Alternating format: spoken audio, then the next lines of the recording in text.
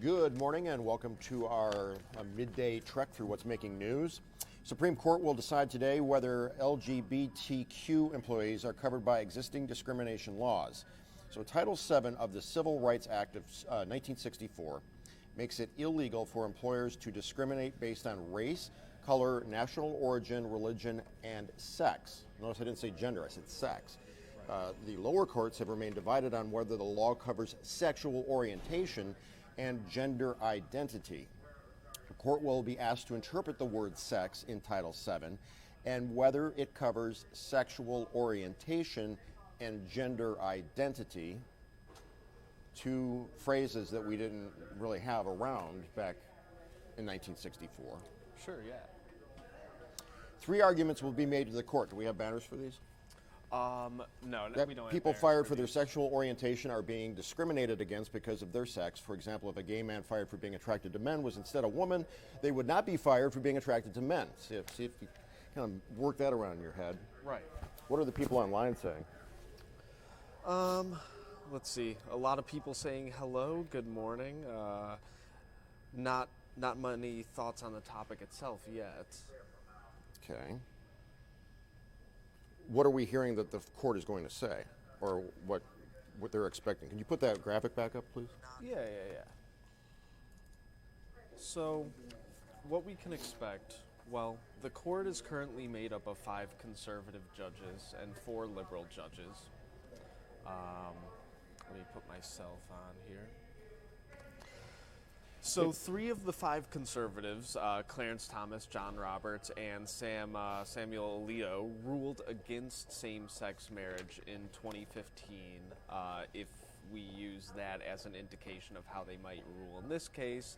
And then the other 2 conservatives, Neil Gorsuch and Brett Kavanaugh, have yet to rule on any issues involving LGBTQ rights, so we'll have to see how they decide. So there's 3 cases. There's the RG and GR Harris Funeral Homes versus EEOC and Amy Stevens. There's Bostock versus Clayton County, Georgia. And there's Altitude Express Incorporated versus Zarda. That's interesting to note because the person at the center of that has passed away. Right. And his surviving partner and his sister are continuing the lawsuit on his behalf. And also, the funeral home case is actually a local case. Okay. This is something that happened in Detroit. Amy Stevens worked for nearly 6 years as a funeral director at RG and GR Harris Funeral Homes, which is in Detroit, when she informed the funeral home's owner that she is a transgender woman, and so she was fired.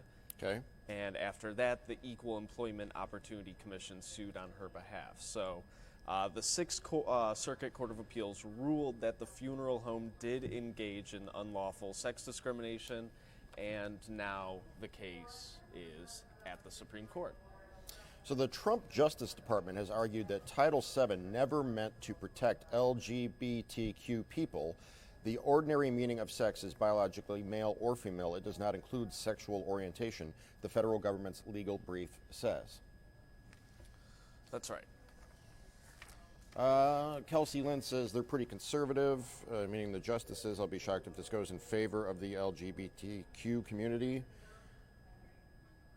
Terry says, I believe that discrimination of any form by an employee should be against the law.